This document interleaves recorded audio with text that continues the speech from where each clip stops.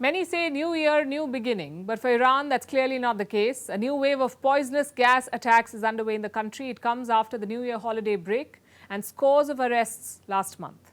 The target is once again school-going girls. In the month of April alone, this month, at least 44 attacks have been reported in Iran. These are chemical attacks. They began in November last year, and since then, more than 7,000 children have been affected. 7,000 children. And now they're falling ill again. Their families are outraged. People have taken to the streets, riots have erupted, shotguns and tear gas have been fired, and this has only fueled the anger further. But President Ebrahim Raisi's government is keeping its pretenses intact. Here's more.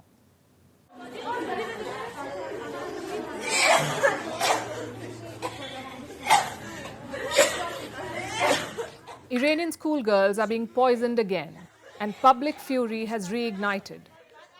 Over the weekend, hundreds took to the streets. They clashed with the police and were brutally repressed with tear gas and shotguns.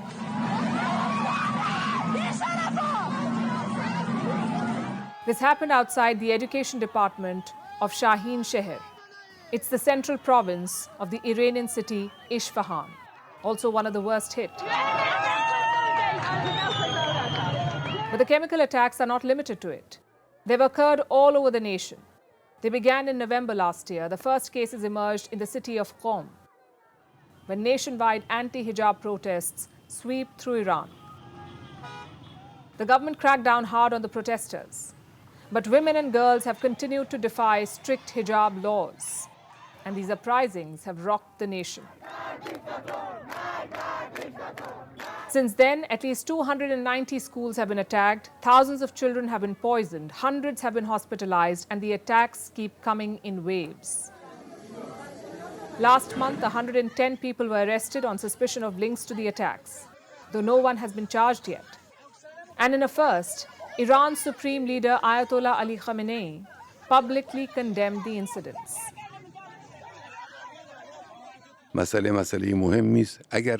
This is an important issue.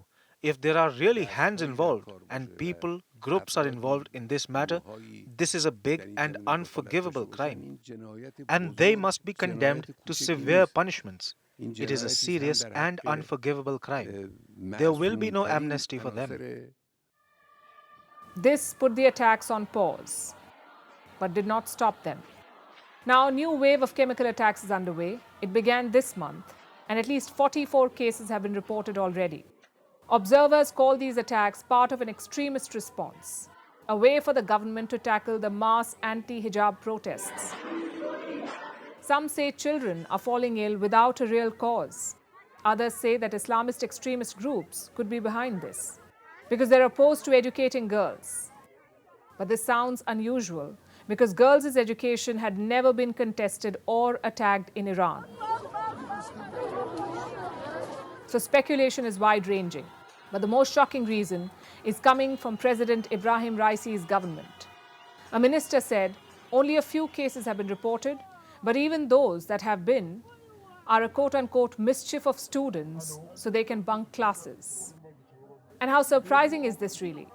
Because Iran continues to downplay the number of poisonings. They say about 1,000 children have been poisoned, while human rights organizations say the number is well over 7,000. The explanation for these illnesses remains a mystery. But one thing is quite clear, the government is failing to act and the world is paying attention. People from countries across the world have rallied in solidarity with Iranian women, including the US, Canada, Europe, Turkey, and India. Governments have announced sanctions against the morality police, so the supreme leader should be worried, because attacks on children are bringing grown-ups to the streets, and Khamenei cannot do away with this problem with a viral speech.